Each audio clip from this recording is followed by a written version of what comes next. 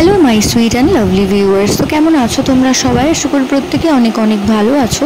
আজকে আমরা চলে এসেছি নতুন আরেকটি ইনফরমেটিভ ভিডিও নিয়ে। তো আজকে ভিডিওতে কথা বলবো গর্ভাবস্থায় লিনিয়া নিগ্রা অর্থাৎ নাভি যে লাইন তৈরি হয় সেই বিষয়ে। তো নাভি লাইন কীরকম হলে মনে করা হতো আগেকার দিনে যে গর্ভের আগত সন্তানটি একটি ফুটফুটে পুত্র সন্তান আসতে চলেছে, সেই বিষয়ে আজকের আলোচনা।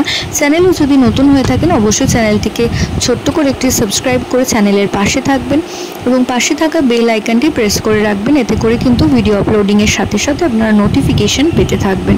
তো থ্রু আউট প্রেগনেন্সিতে যদি দেখেন নাভি লাইন অর্থাৎ লিনিয়া নিগ্রা কিছুটা একদম দুটি বক্ষের মাঝ বরাবর থেকে নাভির তলা পর্যন্ত সোজা বা একটু ব্যাঁকাভাবে গিয়েছে, তো সেক্ষেত্রে আপনারা ধারণা করতে পারেন যে গর্ভের আগত সন্তানটি একটি ফুটফুটে পুত্র সন্তান আসতে চলেছে। তো এর সাথে সায়েন্টিফিক কোনো মিল নেই, এটা শুধুমাত্র আগেকার দিনে মা কাকিমাদের ধ্যান ধারণা থেকে প্রচলিত একটি বিশ্বাস মাত্র। তো আশা করছি ভিডিওটা আপনাদের কাজে আসবে।